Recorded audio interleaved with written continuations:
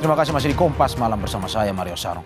Liga Akbar kembali menceritakan fakta bahwa beberapa hari pasca kematian Eki dan Vina, ayah Eki, Ibtu Rudiana, menelpon Liga Akbar. Rudiana juga menjemput dan mengajak Liga Akbar berbincang di dalam mobil. Dalam percakapan tersebut, Rudiana ingin memastikan pakaian terakhir yang dipakai Eki. Rudiana juga menanyakan beberapa hal termasuk Eki memiliki masalah dengan siapa. Beberapa hari setelah diminta cerita oleh ayah Eki di dalam mobil, Liga Akbar kembali dijemput dan langsung dibawa ke kantor polisi. Liga Akbar menyebut saat itu tidak ada pemberitahuan, tak ada surat dan tak ada informasi bahwa dirinya akan dimintai keterangan.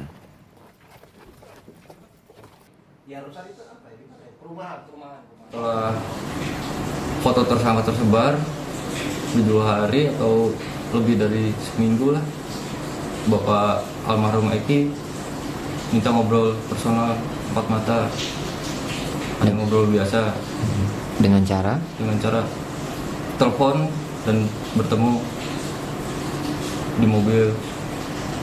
Setelah itu hanya ingin menguatkan, bilangnya soal pakaian almarhum yang dipakai saja itu awalnya. Setelah bertemu dengan bapaknya almarhum itu 3 hari atau 4 hari gitu. Dijemput di rumah, nggak tahu, saya hanya ngobrol-ngobrol saja, nggak taunya suruh ikut terus buat BAP. Ada suratnya nggak sebelumnya? Nggak ada, Pak. Surat pemeriksaan Dari rekan bapaknya. surat pemeriksaan nggak ada. Nggak ada. Terus diperiksa di mana? Di Polres Cirebon Kota. Sementara itu, mantan Kapolda Jawa Barat Anton Carlyan menyebut ayah Eki, Ibtu Rudiana, sebagai pelapor sehingga kasus yang awalnya di Polres Cirebon naik ke Polda Jawa Barat. Anton juga menyampaikan bahwa pembuktian dugaan keterlibatan Ibtu Rudiana selama penelusuran kasus pembunuhan Vina dan Eki bisa dikonfrontasi dengan para terpidana yang telah diputus pengadilan. Jadi Ibtu Rudiana itu sendiri justru adalah sebagai pelapor dan ditariknya ke Polda itu justru untuk menjaga netralitas. Nah, apakah yang bersangkutan ini punya peran di dalam menangkap langsung ataupun yang lain-lain? Kan itu bisa dikonfrontir dengan para tersangka yang sekarang.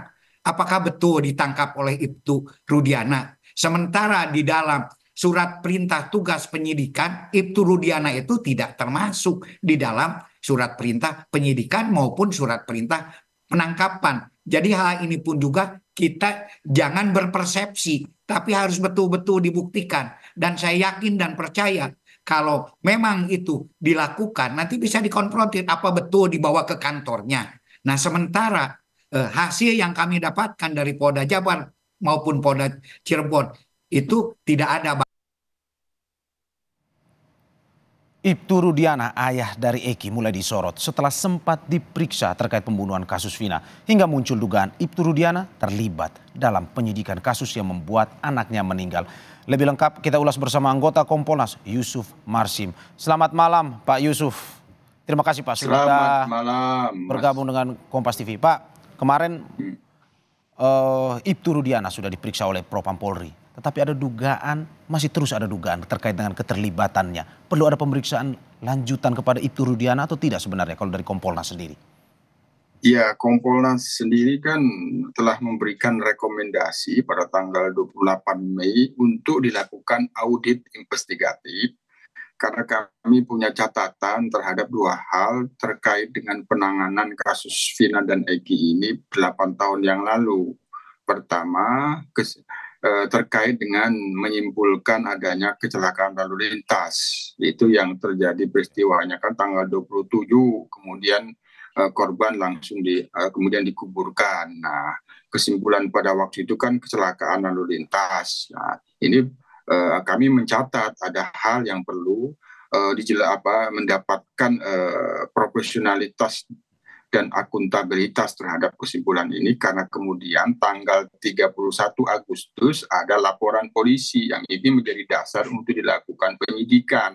Laporan polisinya sendiri dalam klarifikasi yang kami telah peroleh itu dilakukan oleh orang tua korban, yaitu Pak Rudiana.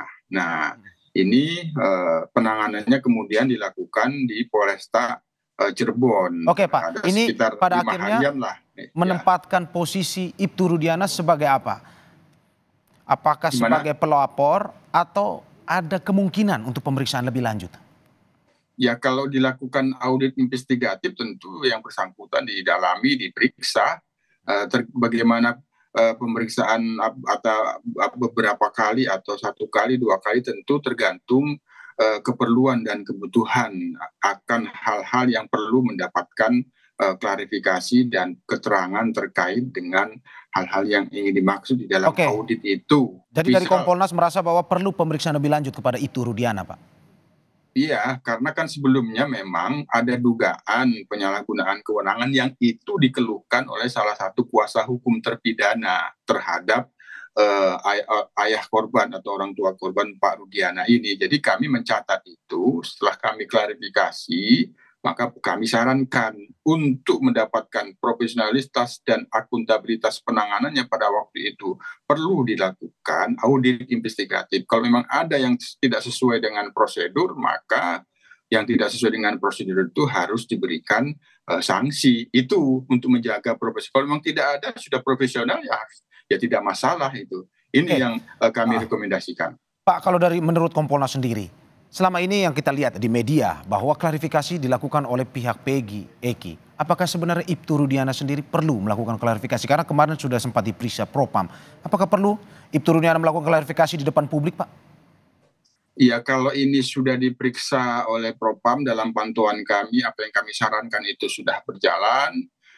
Tim asistensi dari Inspektorat Pengawasan dengan Propam itu sudah berjalan. Tentu hal-hal yang telah dijelaskan oleh pihak Pak Rudiana, kalau itu terkait dengan bukti-bukti bahwa yang bersangkutan tidak melakukan seperti yang dikeluhkan paling utama oleh salah satu kuasa hukum terpidana, tidak melakukan penyalahgunaan kewenangan, ya perlu itu untuk dijelaskan.